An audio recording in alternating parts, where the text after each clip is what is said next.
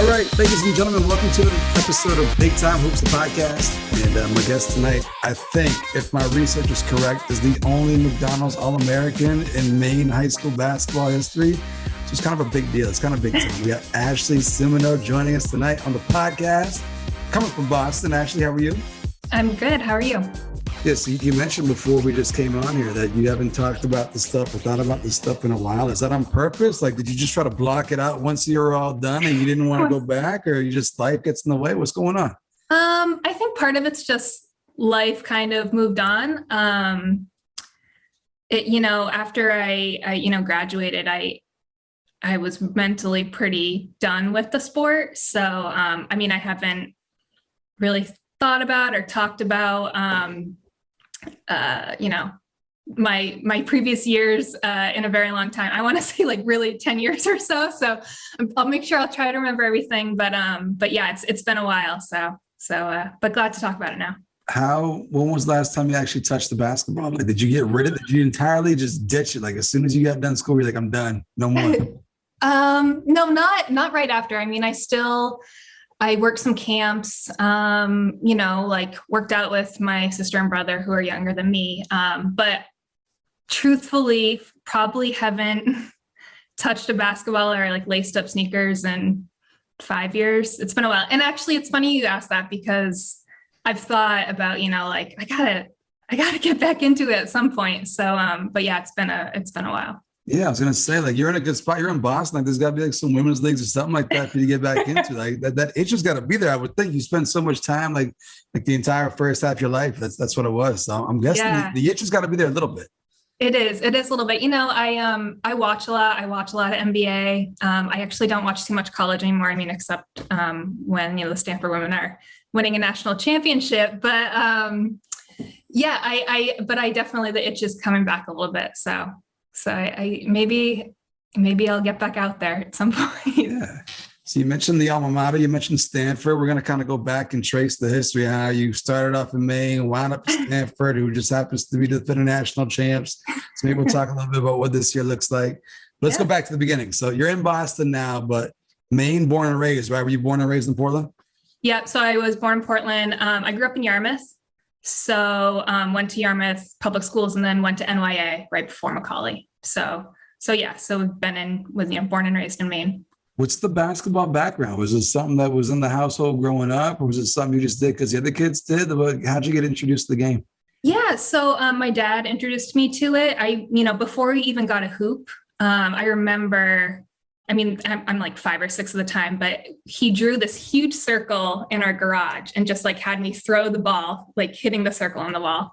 But yeah, he's the one that taught me all about the game.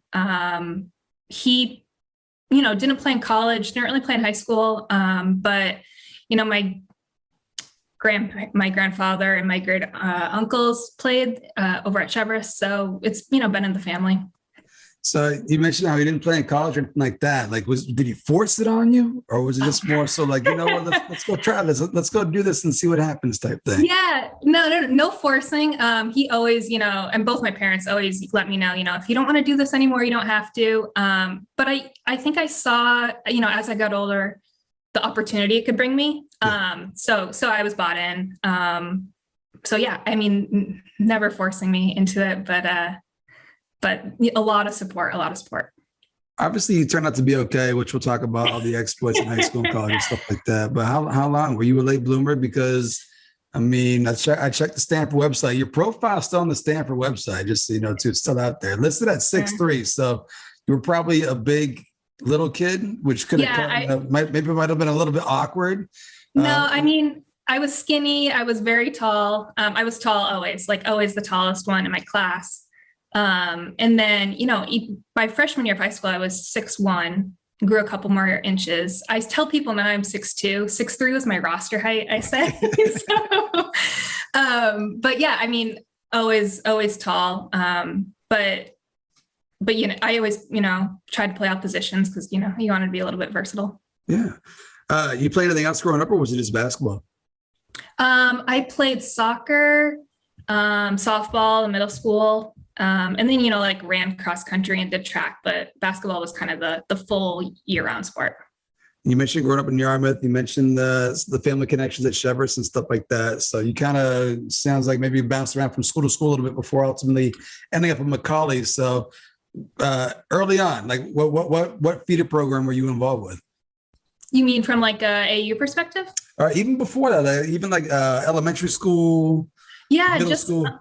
just the Yarmouth rec leagues. I mean, played those every year. So I started AAU actually pretty early. I want to say like I was 10 or 11, played up a few years with the local AAU team. So, but yeah, it was really just like rec leagues and, tons of camps and things like that. So which AAU program? Because there's kind of been an explosion here, like in the last 5-10 years here in Maine in terms of just the amount of programs out there. I'm guessing there weren't as many options back then, but who were you running with back then? So, pre like 8th grade, you know what? I can't even remember the name of our team. So I played for this team called the Coastal Suns super early in like my early teen years, and then played on a team my dad coached with a bunch of girls that actually I ended up playing at with McAuley. Can't remember the name, unfortunately. And then right before, I know, so bad. Right before my freshman year, I started playing with a team based out of New Hampshire, the New England Crusaders. And that was kind of what kind of took me and gave me a lot of exposure because it was a Nike team. We traveled all over the country. So that's kind of like the big one. But locally, I mean, it was this team my dad coached that I can't remember the name of. So yeah. What was your first introduction to high school hoops? Like, were you going to games as a kid? Yeah. I think a lot of us grew up in Maine. Like, our first basketball heroes are like the high school kids that came before us, right? So, yeah. What was it for you? I mean, I would go to. I went to McAuley games starting in 5th or 6th grade. I mean, Sarah Marshall was, a big hero, and she kind of paved the way. At least, kind of watching her from a younger age, seeing like the steps and that she took to get to college. I kind of wanted to emulate that. I also went to a lot of like NESCAC games, so I loved going to the Bowdoin games as well. So not just high school, but some D3 basketball as well. But Sarah, who else? Bracy Barker was one that I remember watching. Heather Ernest was another one. So there were a lot of girls that I looked up to that saw that it could take them to college. So a lot of talented girls too. Like you just mentioned a handful, but like back then, like even like now too, we got a lot now, but like I feel like there's always been like just a ton of talented girls, but you just mentioned an incredible group right there. Like just early 2000s was stacked. Mm-hmm. Yeah, it was. And, I'd go to McAuley. I mean, we go to Deering games, even like, it would just anything local, go to the gym. So when did you kind of separate yourself from the pack? You mentioned running with the Crusaders and you guys were going to tournaments. This was in middle school. That was right before high school. So like right before I went to McAuley, that's kind of when I started. I played for both teams that spring of 8th grade, but yeah. Was it more so because you were tall or was it because you were good? I mean, it was both, obviously. No, I think, it was both. Part of it was my height. I was a lot taller than the girls I was playing with, but, I wanted to develop guard skills as well. So I think the whole point was to be well-rounded because, I got to McAuley, we can talk about it, but like I played point guard my freshman year because that was an open spot. So like that helped me kind of in that transition. Yeah, we hear a lot of times about people getting pigeonholed into positions because of their height and stuff like that. But it sounds like you had coaches growing up that kind of let you develop, right? And just let you try different things and develop your skill set. Yep, definitely. I had a trainer growing up that, I mean, that was kind of the name of the game. It's develop all skills because you don't want to get stuck in one place. How about camps? Did you go to summer camps growing up? Because I feel like summer camps had more importance back than they do now. Like everyone's doing the AAU thing now. But it used to be like Switch Camp and Pine Tree Camp and stuff like that. Like what were you into back in middle school? Yeah. So, I mean, I went to hoop camp. Oh, yes. I think I went to that for a couple of years. Yeah. Yeah, I went to the USM camp Yeah. a lot. Those were the big ones. I mean, I think I went to McAuley camp when I was, before I went to McAuley. I'm trying to think of anything else. Oh, I went to Maine camp. So all the local stuff. And then there were, camps in New England that I could not recall what they were. But I mean, every weekend or week or so in the summer, I was somewhere. Any fond memories of hoop camp? I worked hoop camp as a counselor. So like I only got it from the counselor's perspective. I didn't get it as the player's perspective, but I mean, definitely had to be a good time for a camper. It was a lot of fun. I just remember, is there still a dome? Like there was like the outdoor courts. Yeah. There was so I remember that. No, that stuff was a lot of fun. And you're also like kind of roughing it a little bit. So. Yeah.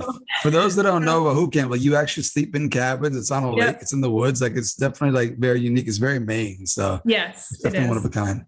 Yeah. Coming into high school, how'd you pick McAuley? Because grew up in Yarmouth, but McAuley is not in Yarmouth. So how did that all happen?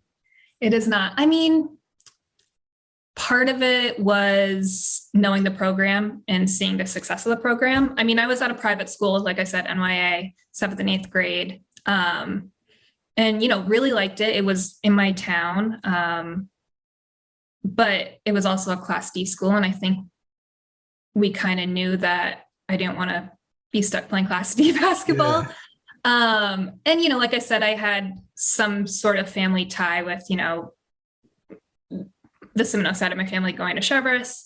But honestly, it was, I also had friends that were a year older than me that all were going to McAuley that I played with. And, it was just kind of the right fit. And I knew playing for McAuley, playing for Liz Rickett, like that's what I needed to do if I wanted to play in college. Also doesn't hurt that they just won back-to-back state championships right before that, right?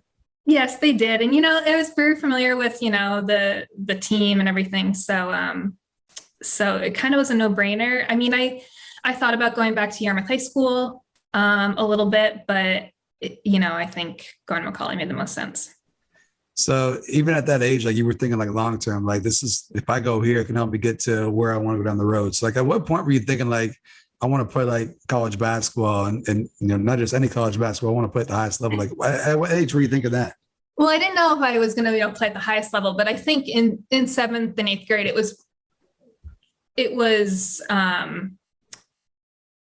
was kind of not obvious, but like I could do this at the, in college, whether it was D1, D2 or D3, like this is something that could, that could really happen. So yeah, I mean, 7th and 8th grade was kind of when I thought about that.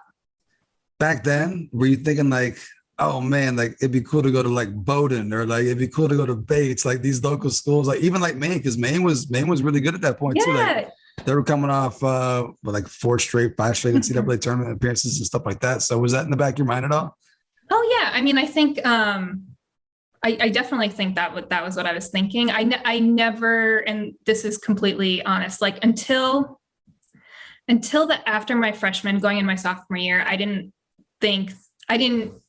expect any, like where I ended up was where I was going to be. I wasn't thinking, top D1 colleges. So it's definitely, it wasn't kind of, I'm going to go play for UConn or Tennessee or any of those teams. It was more local stuff, but then you get the exposure and things kind of snowball from there. I'm going to ask you this question now, so I don't forget it later on, but obviously you went and played at Stanford, which we'll talk about down the road here, but had you picked a local school, what would you have picked? Not based on competition level, but if you could have went to one of the schools here in Maine, just either based on location or just history, like what would you have picked? I mean, probably Bowdoin. I mean, I loved going up there. I loved going to their games. They had such great crowds. I mean, they probably, I don't know about lately, but it was so fun to play up there or go up there. That's probably my pick. I mean, yeah, I really liked it whenever Great program too. Great program. Fantastic. And yeah, they had, I mean, growing up, like those were the games we'd go to see, awesome teams. So that's probably my pick.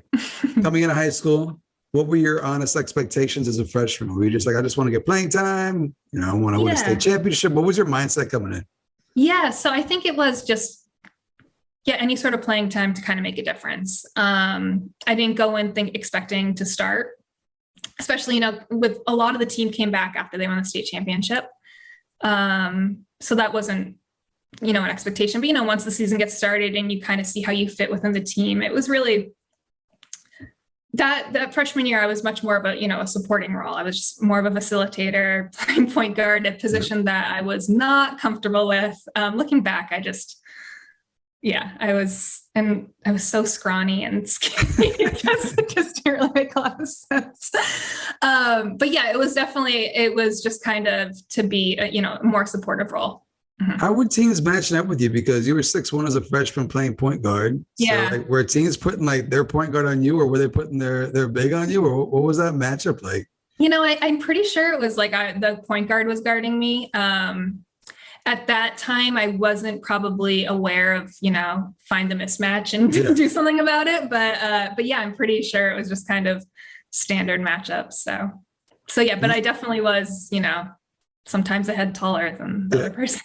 Just didn't recognize mismatches at the time. No, that's something you developed. Not at the time. So you mentioned when you were playing AAU, you were always playing up at a younger age. So when you get to high school, obviously as a freshman, you're playing up in age too. So did you have a moment like that freshman year where you're just like, oh man, I'm not the biggest, fastest, strongest person out anymore? Did you have any of those moments? Yeah, definitely. I feel like I can remember playing Portland High School or something like that. They had a really great team. And really a lot of, older athletic girls that I played against. And I was like, ooh, this is going to be tough. But yeah, I do think, playing up a year or two in AAU definitely kind of helped with that.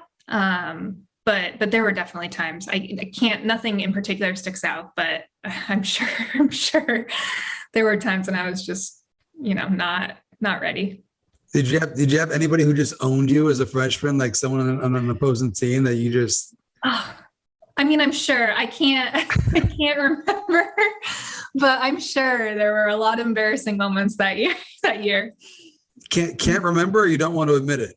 Can't remember. Also, I remember we went. So one thing that was great about playing at McAuley is we would go during the Christmas break. We'd go usually out of state to a Christmas tournament. We went to San Diego that Christmas, and that was actually the first time I played on the West Coast. And the teams out there were just so much better than us. And I think that trip, it was kind of a wake up call. Okay, I gotta get in the weight room. I gotta, work on my skills. So that really sticks out as kind of a eye-opening experience. So freshman year, you guys were defending back-to-back state champs and did not go for the three-peat. So do you remember how it ended? I know you said your memory's a little foggy, but how did freshman year end? I believe we lost in the Western Maine championship game, or whatever it's called. So yeah, it was disappointing, especially, not winning a state championship. Also, we can get this out of the way now. I didn't win a state championship. You just ruined it for the listeners. For those who don't know, you just gave it away. I know I didn't. So it's not funny really, but from the time I was at McAuley and then my sister who I played with, we played together my senior year, her freshman year. And then when she graduated, McAuley did not win the state championship. So it's the Cimino curse, I call it, at McAuley, is those 7 years were no good. But what year did she graduate? She graduated in, 2010. And they won 4 straight after that? Yep. Mm-hmm. That's all right. You get to kind of bridge that gap. So yeah. We did a nice handoff, but yeah. What were your memories from your first tournament run? Because just getting to the tournament, playing in tournament games, that's what it's all about. So what do you remember most about that atmosphere? Yeah, I think, I knew this from watching games, going to the Civic Center and watching, especially the McAuley fans, how crazy they were. But actually, playing in an arena like that, I don't think I'd ever played in a type of environment like that before. but yeah, it was a huge step up from just like a, regular season game. But definitely just like that, the atmosphere is kind of what really sticks out. How did you come back better sophomore year? Because you mentioned that it was like a Yeah. huge learning curve for you. So Yeah. I'm curious, like how serious did you attack your off seasons? Like, were you going there with a game plan? Like, I'm going to work on this. I'm going to add this to my game, or I'm going to do this. Like, how serious were your off seasons? Yeah. So I think one, it was the first full season I played with the Crusaders. So from, the end of my freshman year season, all the way throughout the summer, I was playing with them.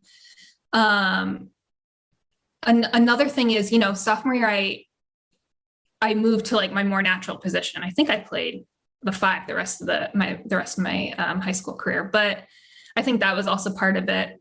But playing for the Crusaders, going to all the Nike tournaments, like playing against that competition, is kind of really what sticks out as what kind of helped me grow. And also, you start to get interest in colleges that starts to boost your confidence. You're adding to lists and, all that stuff. So I think that piece as well, the confidence piece as well kind of increased.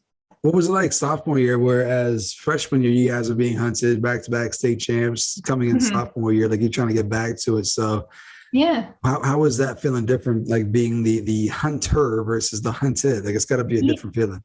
Yeah, it was different. Also, I really remember that team sticking out as like, that was a lot of fun, that group we had that year. But, I think there was a little less pressure, for sure. And I think that makes it a lot more fun, honestly. But yeah, I just remember that group of girls just being a lot of fun to play with. Definitely that my sophomore year. If we could, and this is going to be a lot of pressure on you, but if we could, let's give some loves to some of those upperclassmen. Like, who was there before you? Like, who was on some of those teams? Well, so that year, like Tara Bollier was a senior that year. I loved playing with her. Courtney Powers. I played with Carolyn Freeman, Elise LaFond. Like all those girls were some of the best teammates I've had in my whole basketball career. So that was definitely a lot of fun. So you guys have a pretty tough schedule. You guys play a lot of the toughest teams in the state during the regular season. What were some of these environments like, and how hostile do these girls' crowds get? I know I've talked to a lot of the guys, and they said that the guys' games, there's some mean things that are said, some pretty hostile student sections. What about for the girls? Like, what do you remember about that time? Some of the opposing gyms, some of the opposing fans. Like, where were the tough places to go into? So the toughest places to play were probably, Deering was always tough. Yeah. A lot of fun, but that was a tough place to play. South Portland was tough to play.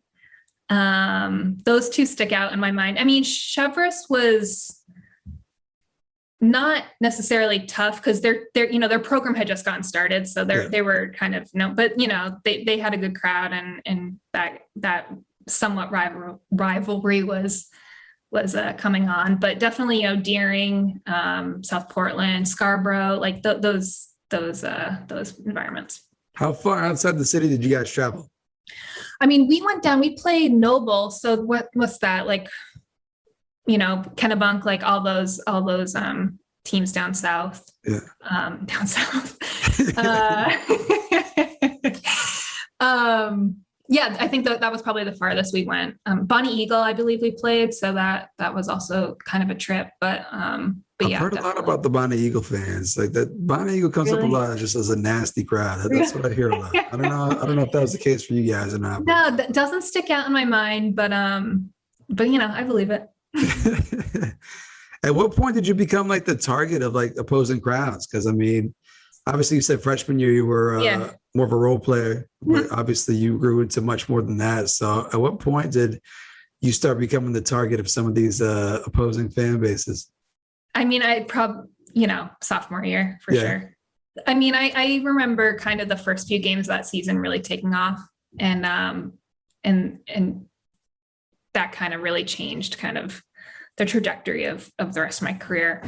But yeah, I sophomore year for sure is when people, get a little bit hostile. Anybody cross the line? Were there points you just like, guys, come on, come on? No, no, not usually. I mean, there are always like high school guys that like to make comments and stuff like that, but that, you kind of let roll off your shoulder. And I never really had like parents say anything, which is good, I guess. So at least that I remember or have not forgotten. But yeah, there was nothing that really crossed the line when I was playing, fortunately. Did you get up more for road games or home games?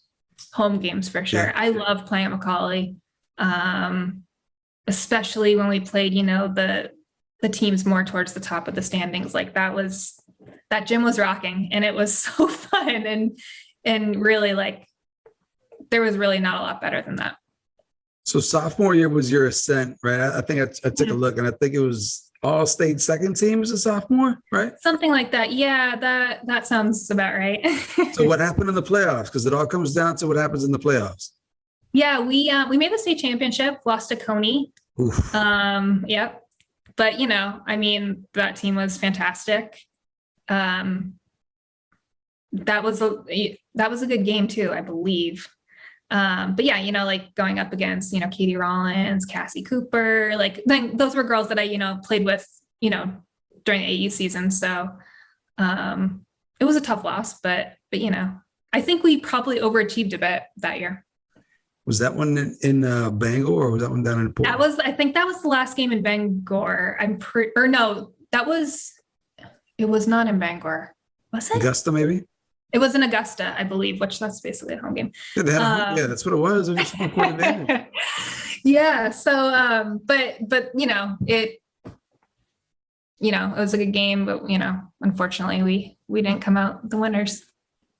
All right. So going into junior year, you're 0 for 2 in the state championship hunt. And that's like a drought for McAuley. Like that's gotta be like, what is going on here? But the McAuley program was so great for so long. So yeah, if you could, I haven't had a McAuley person on in a while.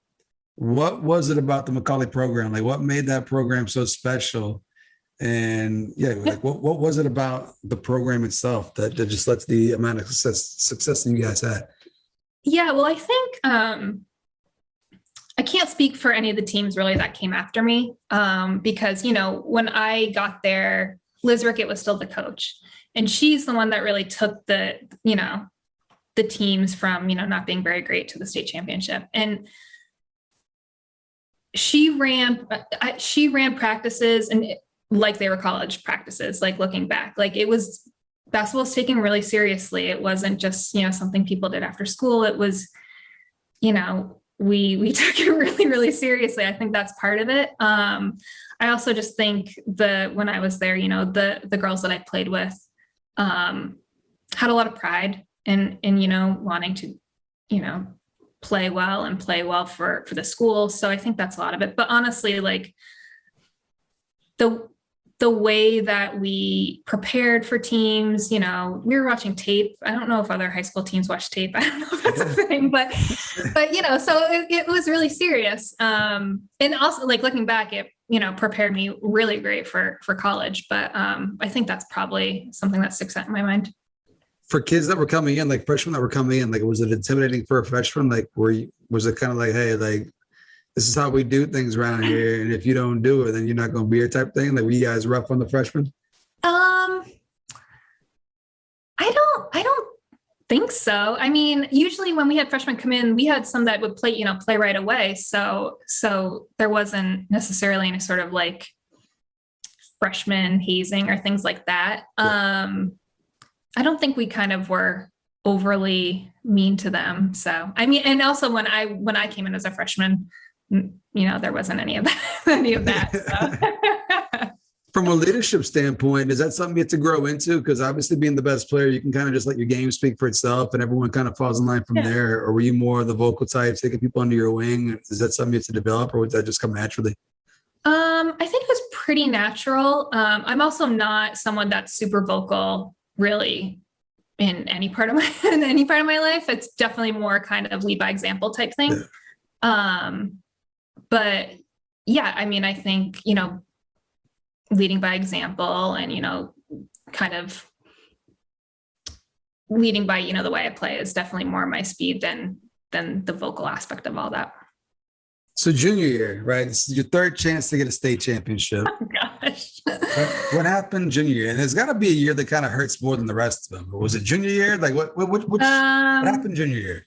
Junior year, we lost early in the Western Conference semifinals. So I mean, it's not really upset. I think we lost to Stanford and then they won the state championship. That was probably the toughest loss that I had in high school. Mostly because it felt like an upset. Yeah. But yeah, no, we didn't get too far. Not the usual McAuley standard, I guess.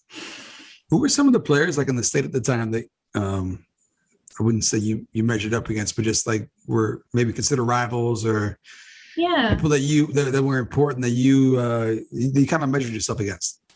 Yeah, I think I mean, going back a year, like, Katie Rollins up in Coney, Cassie up in Coney, Kayla Parker, who played at Stanford. She was a fantastic player when I was playing. I believe she's a year older than me, but I can't be sure. Yeah, there were some girls, on Deering that always, stuck out that, were good rivals and things like that. But yeah, I think, Emily Rousseau in Biddeford, she was fantastic. We played together for AU. So it was a lot of overlap there, but that's, what kind of sticks out in my mind. How about like in the city? Like, cause I talked to a lot of the guys that were coming up in Portland at the time too. And like, being the best in the city was a thing. Like being the best in Portland, like that was important. That was something that mattered to them. So something that mattered to you, like, were you aware of like just your counterparts, like within Portland and like, just being the best down there, because that's typically where the best basketball is played. Like that was something that was in the back of your mind. Yeah, but I wanted to be the best in the state, so I didn't really think about it that way, and that's completely honest. Like, like Deering was a big rival because they were right down the street. Like that made a lot of sense, but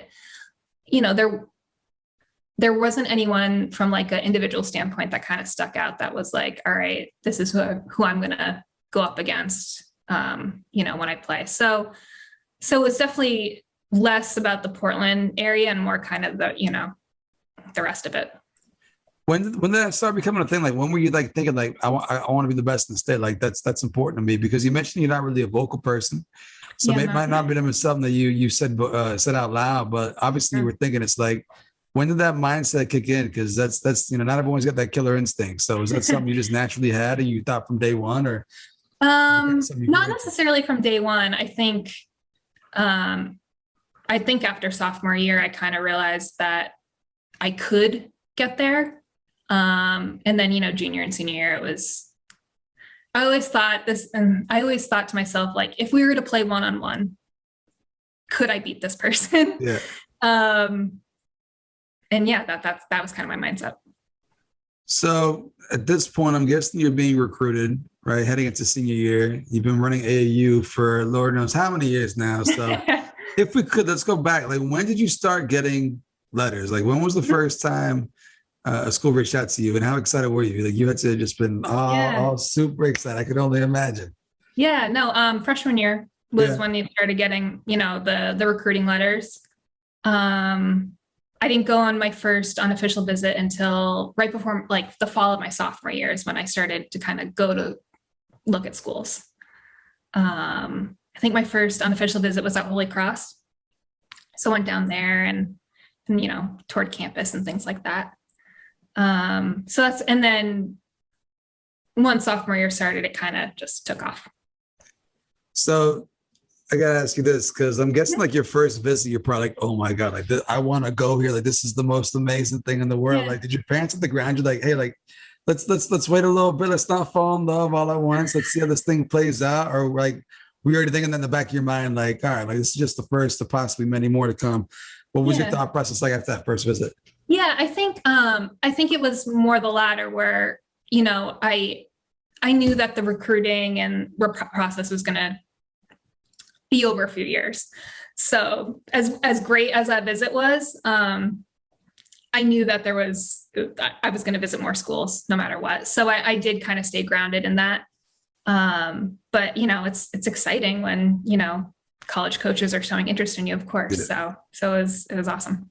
Did Bates and Bowden reach out? Did any of them early They on? did. They should have Yes. tried early. They could have probably roped you in early, like 7th grade, No. 8th grade.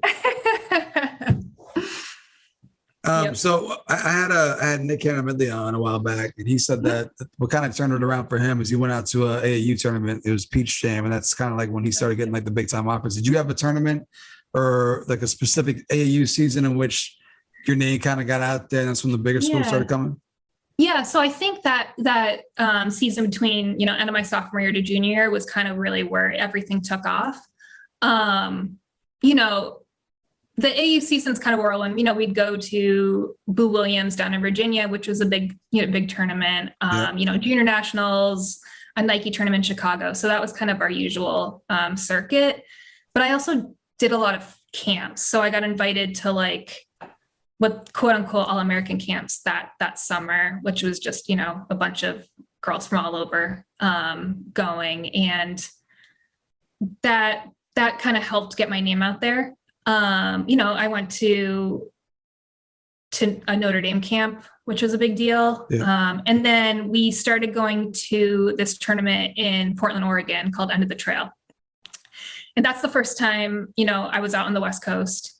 So a lot of when we go to these tournaments, that's when I'd also like add some unofficial visits either before or after. So like when I went to Boo Williams in Virginia, I'd visit UVA in Richmond, kind of make it a long weekend, I guess. And when we went out to Portland in Oregon, that was the first time I swung through to visit Stanford and Cal. So kind of did a visit out there.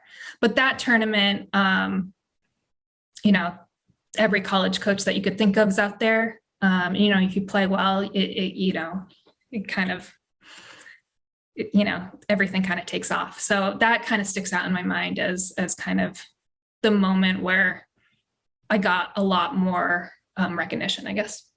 So when did you commit? And was it kind of a priority you wanted to commit before senior year just to get it out the way? So it wasn't something to kind of weighing on you the rest of the year? Yeah, that was definitely the idea. So I committed right before 4th of July, that summer before my senior year. So the thing with Stanford, though, it's a little bit of a different process because, I had to get a certain score on my SATs before they even sent me an application. I had to apply like it was a regular college application. So I'm applying to college at the end of my junior year, asking my teachers for recommendations. And they're like, what is this for? Like, this doesn't make any sense. But I applied and then they invited me out to, camp. So I went to Stanford camp and found out that, they told me, oh, you got in, we're going to offer you a scholarship. And then I went up to Oregon. I was invited to the Nike Skills Academy on the Nike campus. So was there and then committed while I was there. So and then the rest is kind of history. Who did it come down to? Like, what were like the final like 3 schools? Yep. So BC, Villanova, Harvard, Dartmouth, those I like the Ivies a lot. Holy Cross and Maryland was another one. Those were kind of probably the ones in my top rotation. So a lot of smart schools, a lot of Ivy schools. So were you thinking education or were you thinking more basketball or both? Yeah, I mean, I think the education piece has always been super important. I also thought that I would really like playing in the Ivy League. So that was part of it. But Stanford, you kind of get the best of both. Yeah. And at that point, because they won that national championship, in the 90s, but I mean, they've been relevant. Like they've been relevant for 30 plus years now, right? So, yep. Okay. So coming into senior year, you get that out the way. So I'm guessing the goals are Miss Basketball and hopefully at least one state championship. But that was the goal heading into senior year. Yeah. I mean, the Miss Basketball thing, I think it was in the back of my mind, but it wasn't something that I was, thinking about probably till the time came up. Yeah. I mean, I don't think anyone from McAuley had a lot of luck with that. So I didn't have my hopes up. But yeah, it was definitely, try and win a state championship and see from an individual perspective, kind of what else I could do. Did you get a Gatorade Player of the Year as a junior? Mm-hmm. Yeah. So you're one of the rare back-to-back. Like, not too many people get the back-to-back Gatorade Player of the Year awards. That's pretty big right there. Yeah. So what happened here? Let's talk about senior year. So last chance at it, and you already kind of teased it earlier. It didn't happen, but where'd you guys bow out in the playoffs? No, we lost in the state championship again to Coney. This one was in Bangor, I remember, and yeah, it was a tough one. It was not a good way to end kind of my senior year. But I believe also that the Press Herald put a picture of me crying on the front page after that game. So It was a tough few days. After that. What can you tell me about playing in the auditorium though? Because that's it's not here no more. Blessed soul, it's gone. It's since departed. But what do you remember most about that environment? Yeah, I think it's just there's a lot of history there. It's, if I'm remembering correctly, it feels like people are right on top of you. Yeah. But I feel like, it was awesome. I mean, I played in a lot of cool places, but the local places are kind of the ones that still stick out in my mind. So didn't get a state championship. That hurt. But then, a week afterwards, they got the McDonald's All-Star Weekend here in Maine, up here in Bangor. And I happened to be there because my little brother happened to make the McDonald's team that year. So I was at the banquet. So I know how it went. But you were a finalist for Miss Basketball. Yep. You had to feel pretty good about your chances about getting this award. How much time and effort did you put into your potential acceptance speech? None. I didn't know that I'd have to give a speech. So I knew, but again, and this is super honest, I did not expect to win. And I think, I just wanted to thank, my coaches and my teammates. That's always been kind of who, you want to give thanks to on that. So yeah, I did not plan and in any way for my speech. I don't remember how it went, to be honest. That was 14 years ago. I think I was there. I don't think I remember sitting there because I wasn't as plugged in then as I am now. Yeah. And Ashley Cimino committed to Stanford. And I was like, Stanford? who is this? Like, what have I missed out on this entire year? But what do you remember most about the actual game? Because it's got to be a good time, like where you just, it's the culmination. I didn't play. So senior year, and we can get into it if we talk about, Stanford, had a lot of back issues that started probably midway through my senior year. And I just kind of bowed out from the game. I mean, I would have liked to play, that it would have been great, but it just made more sense to wait and play in another game coming up soon. So you are, like I said at the top, the only person who not only played in a Maine McDonald's All-Star Weekend game, you actually played in a McDonald's All-American high school basketball game. And you were also like EA Sports All-American and Parade All-American, all this stuff. First of all, like, when did those things start coming in? How do you find out? Like, it's got to be pretty cool. Like, to just be sitting at home, like, oh, yeah, wow, okay. So with McDonald's, they let you know that you're a finalist. And I remember that happened early senior year. And I was like telling my parents, and they're like, well, yeah, a lot of people are. So that was a little disappointing. But once, I believe someone called me. I remember being at home, and I think there was a lot of disbelief. Even now, I don't really know how it happened, but there was a lot of just like I said, disbelief. Like, I remember the look on my dad's face, him just being shocked. So there's that. The All-American stuff, some of it, like, I think with Parade or USA Today or one of those, like, I just found out when the paper came. So that's like, crazy. Yeah, so you just look in the paper. Other stuff, I either they reached out to me directly or went to my coach. So yeah, it's a mix, but I do remember the call for the McDonald's game, and again, just the complete shock. Where was that one held? It was in Louisville. Yeah, so flew down there, and it was a whirlwind of 3 or 4 days. Yeah, so like you get to hang out for the dunk contest and 3-point shootout the day before. Like who were some of the All-Americans that year? Yeah, so from the guys' side, I mean, Blake Griffin, James Harden, Derrick Rose, Kevin Love, who else? Eric Gordon. Those are kind of the guys that are still. Yeah. It was, and from the girls' side, Maya Moore was my year. Yeah. Jasmine Thomas. And then I had 2 teammates that I was going to Stanford with, Jeanette Poland and Kayla Peterson, that made it a lot more comfortable because, we're going to be teammates for the next 4 years. What do you remember most from that game? Because you played that game, right? Mm-hmm. Yep. I played that game. I mean, it was, I honestly, the thing I remember most is just the jersey, like how big this jersey was. Like it was the stylish sound, though, right? It was like the ones like hung like way off your shoulders. Like I think it was Reebok or and we had the Reeboks with the pump, and it was a lot. Like I have all that stuff still like in the bag in my mom's house. So I would hope so. Hold on to that. That's pretty cool. There's a lot of stuff that she's storing for me. But yeah, it was a lot of fun. I mean, I think I scored. That was like the thing I wanted to do was score. I'm pretty sure I did. But yeah, I mean, Timberland performed at like halftime. That also sticks out in my mind. But honestly, like the whole weekend, like with the banquet and practices and all that stuff, it was crazy.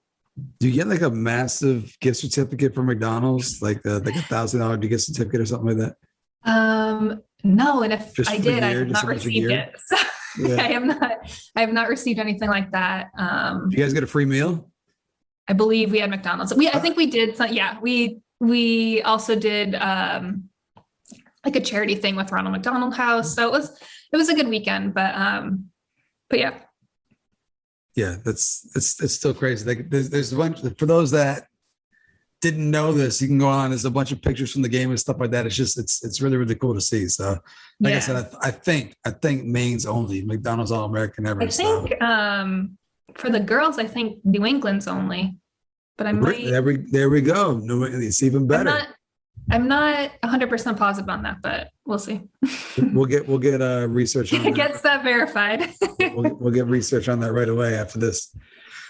So your career didn't end there. You get to go to Stanford, and you mentioned the back problems. So I'm guessing it kind of plagued you throughout your time out there in Palo Alto.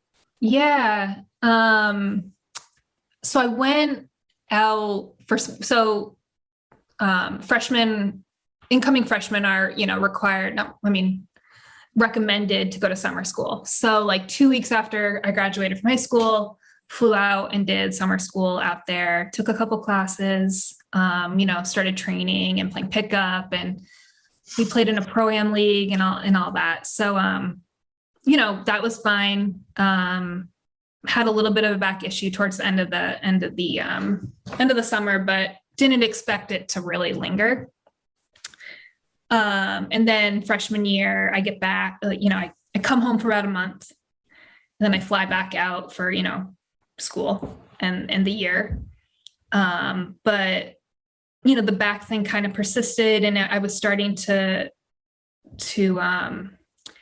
have a lot of weakness in my legs and things like that. And it just didn't feel right. So, got some MRIs and scans and things like that. And also, so the year before at Stanford, Brooke Lopez, who was a year above me, he got surgery for the same issue, a microdiscectomy. And, that was recommended. So they're like, why don't you get the surgery? It's a scope surgery. You'll be out for, 6 weeks or so, but, you should feel a lot better. So I did that in November. So yeah, that's kind of how my career started out there. And then from there, did it just continue to plague you, or did it never fully heal, or what? So for the rest of my time at Stanford, I really didn't have any issues. After I had surgery, 4 weeks later, I was back on the court. We were prepping to play Tennessee. and I had to be Candace Parker. So it was a pretty quick turnaround. I mean, today it's a significant hindrance in my life. But back in college, it really didn't continue to bother me. So it was definitely worth it. So there's a lot of kids who say, man, I want to play Division I basketball. You know, that's my goal. I'm going to do whatever it takes to get there, but they don't realize the work that it takes once you get there. Right. So yeah. I've had the privilege of talking to a lot of kids from Maine that have made that jump, and it's been all kinds of different levels, but no one that's kind of, you know, there's only been a handful that have played at a Power 5, nationally ranked, big time powerhouse program like Stanford. So please tell us, what were the commitments like? Like, you probably had zero free time, right? Like, just, it was just, you know, you're there for school, but you're also there for basketball, right? So what were the rigors like at Stanford? Yeah. And like you said, there for school first, but, you know, basketball is essentially a full-time job. So on, you know, depending on the time of the year. So preseason versus in-season versus postseason is a little bit different, but, you know, you're dedicating 6 to 8 hours a day on it, you know, with practice and lifts and conditioning and training table and rehab and all of that stuff, you know, film and everything. So it's a significant commitment. You know, I wasn't, it didn't shock me. I think I mentally prepared myself well enough for that. But, and even like, so for example, in season, you know, practices are 3 hours. We have 3 hours a lot of practice. And, you know, I know with a lot of programs, as the season goes on, you know, practice times get shorter and shorter just based off of, you know, health or just like time on the court, things like that. But we always took the full 3 hours. Like it, you know, it was pretty serious. Let me ask you this, study hall, how much actual homework is done in study hall, or is study hall just like a block of time that's just nothing really? You know, when I was there, we didn't have study hall. We were, I guess, they trusted us to do our work on our own. So, I mean, other teams definitely had study hall, but we didn't have anything, you know, dedicated for that. So yeah. So one thing I like to do, I've been able to travel a lot through my job. I go places, and every time I go someplace, I always try to check out the nearest school. Like I love basketball, I love college basketball. So my goal is every time I go to some place, I'm trying to get into the gym and check it out. Yep. And I went to Stanford like 5 years ago, and it is a gorgeous campus, right? It is beautiful. Do you get to enjoy like being a college student, or like with you guys? Like, you guys are probably traveling. Yeah. Did you get to enjoy your time as a college student, or was it pretty much just basketball in school? Yeah, I think I did enjoy it, but I definitely don't think we got, you know, the full extent of the Stanford experience just based off of like hours in the day. You know, spring we had a little bit more flexibility, so definitely tried to maximize my time on campus. Also, I came home every summer, so I didn't after my first summer school session, like I didn't go back during the summer, so missed out on that. But yeah, it's probably didn't get the full experience, but also got to do a lot of other stuff that, you know, not a lot of college kids can do. So can't complain too much. That's my next question, because, you know, there's a lot of great college programs out there, but not everyone gets the same fan support. Like there's certain programs that have much better home crowds than others and stuff like that. You guys didn't have that problem at Stanford, right? You guys always had great crowds. Yeah, we did have really great crowds.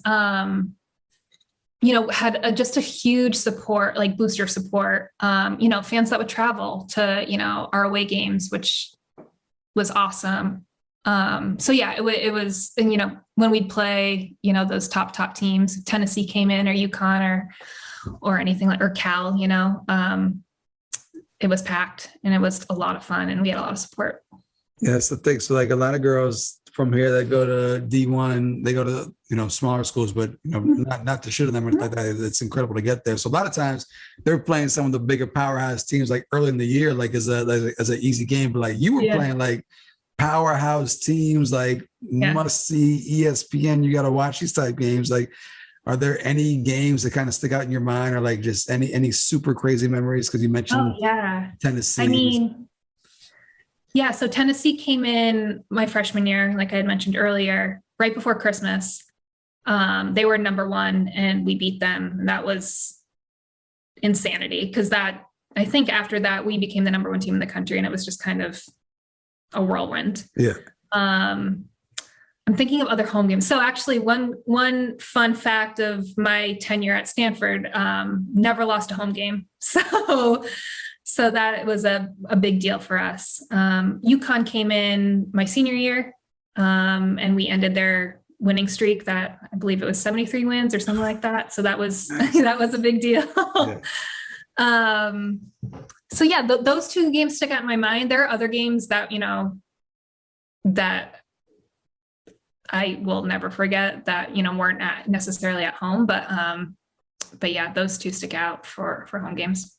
And I had the great Amy Vachon on last summer. We were talking about her time at Maine and how she's one of maybe the only person who has an NCAA tournament win to her name. But then I was like, wait, Ashley went to Stanford. Like she had to have made some tournament runs. So like, what's the furthest you guys got in the tournament? The national championship. Which year was that? 2008 and 2011. Oh, so two. My God, I should have done more research on the Stanford years. So you got so I made it to the Final Four all 4 years. All four. There we go. Is there one that kind of sticks out more than the other? Because I mean, like by the time you get to the Final Four, I mean, you got 30,000 fans in a big ass arena. So. Yep. So freshman year we went to Tampa, and that was crazy because it had been so long since Stanford had met back to the Final Four. Yeah. So that was, and no one knew what to expect for, experiencing the Final Four, all the different events and all the gear we get and things like that. Like that was brand new. And, we beat UConn in the semifinal game, and then, unfortunately lost to Tennessee, but, made it to national championship. So that one sticks out. But probably my favorite though was junior year when we went to San Antonio. That city is just so fun to be in for a tournament like that. We also, that we made it to the national championship game again. Unfortunately lost to UConn, but yeah, that was a really fun one. And also to get to San Antonio, we in our Elite Eight game, we played Xavier and won on a buzzer beater. And that game is probably my favorite game that I was part of at Stanford. We rewatched the buzzer beater like over and over again and watched like everyone's reaction. So that was a lot of fun. But yeah, that year was a lot of fun. So you talked about how the Cimino curse at McAuley, you guys kind of bridged the gap between the state championships. So then you get to Stanford, you get to 4 Final Fours with the national championship. But just won defending national champs right now, right? So like how much do you still keep up to date with the program, and like and how locked in are you as an alum? Yeah, so I mean, I follow along every year. I mean, them winning last year was so exciting for all of us. And I was out in the Bay Area for work January of 2020. So I was able to swing by and go to a game. And that was like so great to see everyone. And it feels like everything's changed, but nothing's changed at the same time. Yeah.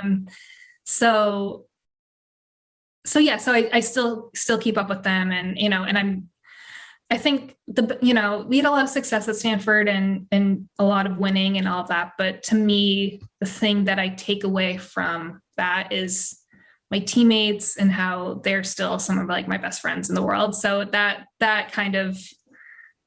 piece of it is the best part.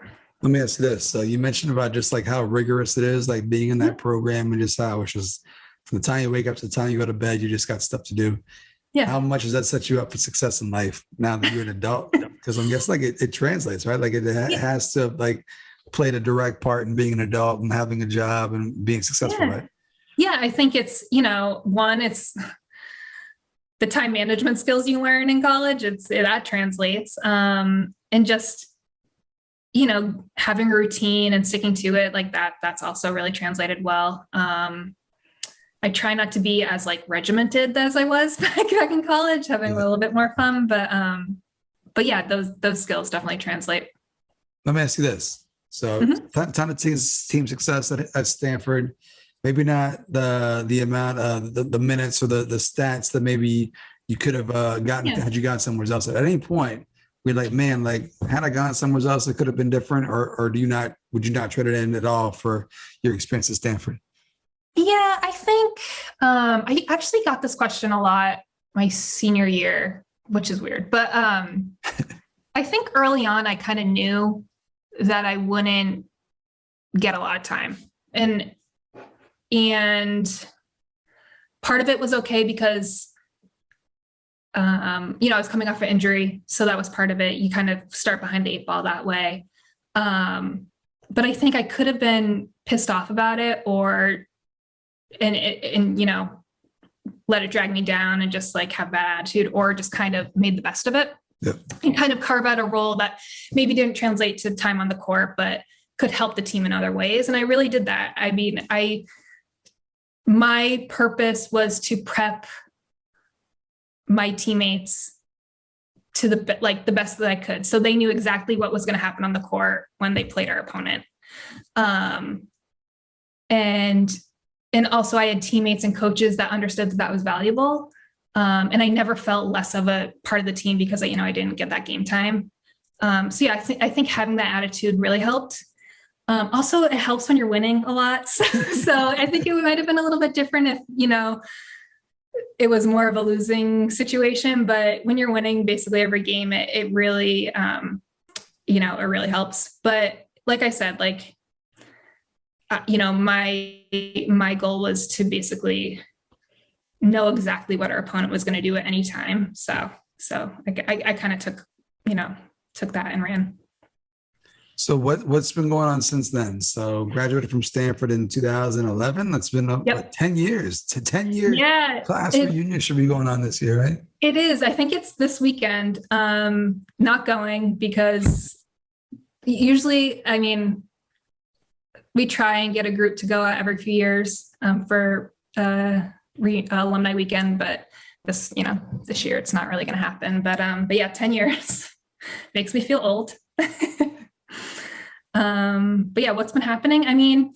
Like I said, I graduated and came back East and just kind of started working. I think I kind of wanted to have what I consider a more normal job and work in the corporate world and kind of see what that was like. So that's really been it. I've like I said, lived in New York for a bit, been living in Boston, and yeah, that's been what it's about.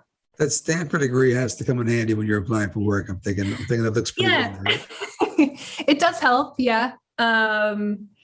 It's been great. And part, I said this about, the team and how, to me, it was about the people my teammates who became, my friends. And also it was everyone else at Stanford. Like that was the best part, was the people that I met and the experiences that I had that I wouldn't have had probably anywhere else. So I look back on those years really fondly. How often have you had to just float in there like I played basketball at Stanford? Have you had to do that at all, like for like any interview or just anything at all? Yeah. Well, so like I mentioned, I've just started a new job, and we had like a offsite retreat, like in-person retreat last week. So I met people in person and it was great. But when people see how tall I am, that's always a question, is if you play basketball or I get volleyball a lot too, which is good. But yeah, sometimes I get embarrassed of it. Just, I don't want to act like I'm gloating about it, but I'll throw it out there every now and then. Whenever someone asks you, since you tell if you play basketball, you ever just feel a bit need to just be like, no? Why? Why do you ask that? No, yeah. Sometimes, but usually I'm just like, yeah, I played in college. And then if there's more questions, I'll continue the conversation, but usually that's about it. So before we actually started recording the episode, I asked you, like, you're going to come out of retirement. Like, do you ever get that itch to play anymore? Because you haven't really played since you left Stanford, right? So for the folks that are listening, when can they expect you to see you out there, like an alumni tournament or just anything at all? Well, I mean, I feel like, so I probably haven't, touched a basketball and played in about 5 years. I think I'd have to really rehab and train to really get to a baseline of where I can start to play. So it's going to take some time and commitment, but yeah, I definitely kind of am getting that itch to start playing again in some capacity, women's league or something like that. But what about because right now, the flavor of the season is training. Have you ever thought about being a trainer or coaching or anything at all?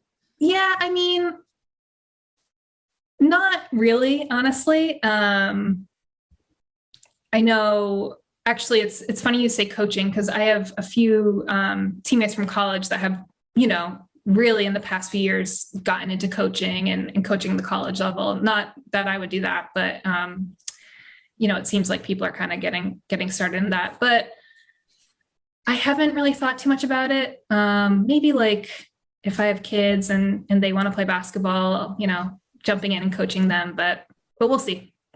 So I'm gonna tell you one thing before we get up out of here. I live here in Bangor, home of the Maine Basketball Hall of Fame. It's in the Cross Insurance Center right here in town. They have a bunch of stuff on display. Make sure your mom doesn't throw any of that stuff out, because that would be really cool to see in there. The All-American jersey and stuff like that on display. Make sure she does not get rid of that. No, she would never. It's funny you say that though, because I still have all my stuff. I mean, so I went home. It was last summer. We were going through some stuff at her place. She's like, "Can you look through this box and see if we can get rid of any of it?" And so I'm opening it, and it's all it's partially a lot of the stuff that I kept from Stanford, and I'm just pulling stuff out. And she's like, I'm like, "I can't get rid of this. Can't get rid of this. Can't get rid of all that stuff is still with her." So I'll make sure that it's somewhere special. Do not get rid of any of that stuff. That stuff is I never would. You're the only one. You're the only one who's reached those levels. That's huge. And you made the claim that maybe the only one in New England, which we had to go fact check. But yeah, check on that. Make sure you hold on to that stuff. For girls, I know for guys, there's been plenty of guys. Yeah, we've had some guys. But on the girls' side, yeah, you might be. We're gonna have to fact check. Before we get up out of here, is there anything we missed? Anything you want to touch on before we get up out of here? Did I miss anything at all? No, I mean, I don't think so. We talked about stuff that I haven't thought about, like I said, in 10 to 15 years. So I think good though. The memory came back. You think you hit on everything. There was nothing that was really they just was a complete blank. It was good. Yeah, good. I'm glad. Anything you want to say before we get up out of here? I always give my guests a chance to say their final piece before we leave. So is there anything that, anything you want to address? Any things you want to, anyone you want to call out? Anything? Any grievances? You want to call out the Portland Press for putting up that picture of you crying on the front page? No, I won't call them out. It's funny though, because speaking of that picture, I have a friend who was doing some project and was searching for a picture of me online for something, and that picture pops up, and she's like, "What is this?" And I was like, "Oh yeah, that's a great memory." No, I think I nothing but great things to say about all the support I got when I was playing in high school and even in college. So like I said, thank you everyone for all that support, and yeah, that's about it. All right, 2 more questions for you before I get up out of here. One, does your mom have that picture in the bag of stuff from that she has in the house? Is that picture in there? No, I don't think that one made the cut. And 2, can I use that picture if I can find it for the cover art for this podcast episode? Can we use that? Maybe the Jordan crying meme. We can use that. No, I mean, if you really want to, sure, but there's got to be better pictures out there. So I'll leave it up to you. I'll leave it up to you. There's better ones out there. I'll use a different one, but yeah. I just want to thank Ashley for coming on to Big Time Hoops, the podcast, and sharing her story. Like I said, she's reached heights that no one else has reached. It's crazy. It was good to go back and hear all those stories.